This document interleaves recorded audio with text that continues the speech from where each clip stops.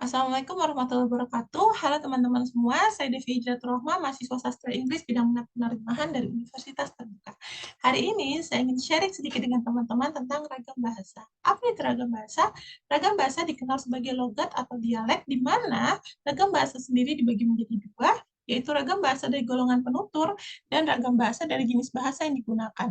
Indikator dari ragam bahasa itu ada tiga, yaitu sudut pandang daerah, pendidikan, dan sikap penutur, di mana sikap penutur ini biasanya dikenal sebagai langgam atau gaya bahasa yang dipengaruhi oleh umur atau kedudukan, tingkat keakraban, materi, dan tujuan komunikasi.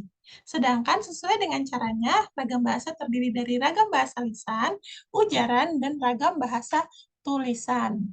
Yang membedakan antara ragam bahasa lisan dan ragam bahasa tulisan adalah kalau di ragam bahasa tulisan kita harus memastikan bahwa materi yang kita sampaikan harus tertulis dengan jelas dan eksplisit.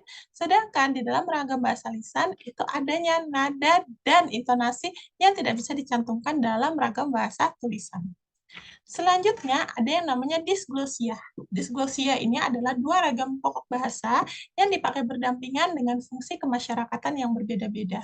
Di mana disglosia ini memiliki ciri khusus antara lain ragam bahasa tinggi dan ragam bahasa rendah.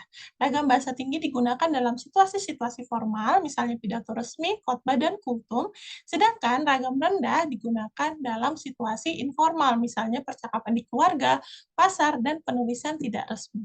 Dalam ragam bahasa tinggi biasanya digunakan yang namanya bahasa baku, di mana bahasa baku memiliki fungsi sebagai pemersatu, memberi kekhasan, membawa kewibawaan, dan sebagai kerangka acuan. Nah, ini juga ditunjukkan dalam peran bahasa baku, yaitu sebagai kerangka acuan bagi pemakaian bahasa dengan adanya norma dan kaidah yang jelas. Sekarang, kondisi di Indonesia adanya penambahan penutur bahasa Indonesia. Mengapa bisa terjadi?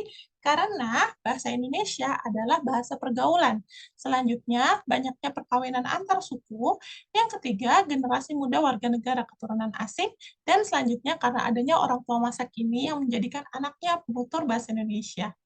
Sedangkan di dalam bahasa Indonesia sendiri itu memiliki banyak ragam bahasa, antara lain ada ragam bahasa yang bersifat perolangan disebut idiolek, ragam bahasa yang digunakan oleh sekelompok anggota masyarakat di wilayah tertentu yang disebut dialek, ragam bahasa yang digunakan oleh sekelompok anggota masyarakat dari golongan sosial tertentu yang disebut sosiolek, ragam bahasa yang digunakan dalam bidang tertentu, ragam bahasa situasi formal, informal, dan ragam bahasa secara lisan. Baik, saya rasa itu saja informasi yang bisa saya bagikan tentang ragam bahasa. Semoga bermanfaat untuk teman-teman. Terima kasih banyak. Assalamualaikum warahmatullahi wabarakatuh.